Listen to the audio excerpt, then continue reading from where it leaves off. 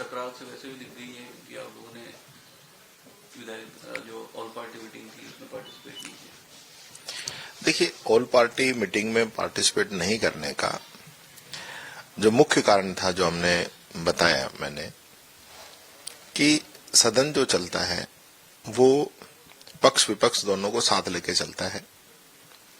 काम सरकार को ही करना है, लेकिन अगर आप सदन को सुचारू रूप से चलाना चाहते हैं तो फिर आपको विपक्ष को भी साथ लेना पड़ेगा।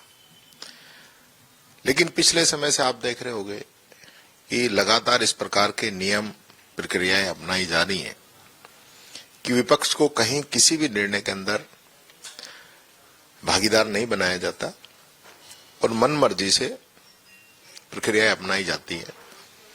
कंवरलाल मीणा प्रकरण आपने देखा होगा, कितनी बार हम स्पीकर से मिले और अंत में मुझे हाईकोर्ट जाना पड़ा।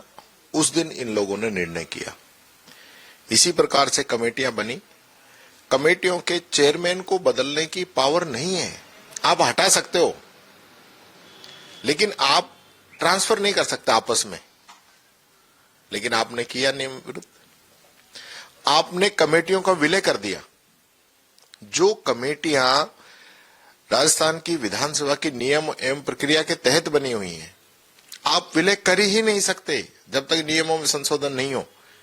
एक कमेटी के पर्यावरण कमेटी का अलग काम है, आपकी ओबीसी कमेटी का अलग काम है, एससी कमेटी का अलग काम है, याचिका का अलग है, सदाचार का अलग है। आपने कमेटियों को मिक्स कर दिया। उनके मेंबरों की संख्या अलग अलग होती है। हमने खूब आपसे रिक्वेस्ट की, आपने नहीं माना। और इसी प्रकार से विधायकों पे प्रतिबंध, कितने क्वेश्चन पूछेंगे, क्वेश्चन ऑनलाइन नहीं किए जाएंगे, कोई देख नहीं सकता। आम पब्लिक में जब आपकी यूट्यूब पे कार्रवाई जारी है तो आप क्वेश्चन आंसर्स क्यों रोक रहे हो? हमारे ऐसे क्वेश्चन हैं जो राइजिंग राजस्थान पर लगे हैं, एक का भी जवाब नहीं आता है, उनको एग्राई कर दिया जाता है। तो ये जो सारी चीजें हैं, और साथ ही जिस प्रकार से लोकतंत्र का ये लोग हनन करने में लगे हुए हैं। 5 साल हो गए, चुनाव नहीं करा रहे। चुने हुए प्रधान, नगर पालिकाओं के अध्यक्षों को जिस प्रकार से हटाने का काम कर रहे हैं, ये सारी बातें हैं जिनको लेकर हमने इसका बायकॉट किया है। हम चाहेंगे कि इससे इनको सद्बुद्धि आए और ये विपक्ष को साथ लेके चले, ताकि विधानसभा जो है सुचारू रूप से चल सके। आज जो प्रदेश के जो हालात हैं, बारिश हो रही है, कोई मैनेजमेंट नहीं है, लोग बह रहे हैं, मर रहे हैं, कोई मॉनिटरिंग नहीं, कोई कहीं पे ये नहीं कि पुलिस की व्यवस्था हो, लोगों को जागरूक किया जाए, रोका जाए, या अतिवृष्टि होगी तो वहां आपदा राहत पहुंचाई जाए, किसानों की फसल खराब होगी, कलेक्टर तक को गिरदावरी करने के निर्देश अभी तक नहीं दिए गए। तो ये जो सारा मामला चल रहा है, इन सब चीजों को लेके हमारे कुछ इश्यूज है। मैं समझता हूं सरकार जरूर इस पे वार्ता करेगी, आगे सदन जो है अच्छे से चले, ताकि राजस्थान की जनता की जो डिमांड है, जो हक है, वो हम विधानसभा में उठा सकें। हाँ, सेशन में करेंगे, सेशन में करेंगे। सेशन का कोई बाइकआउट नहीं है।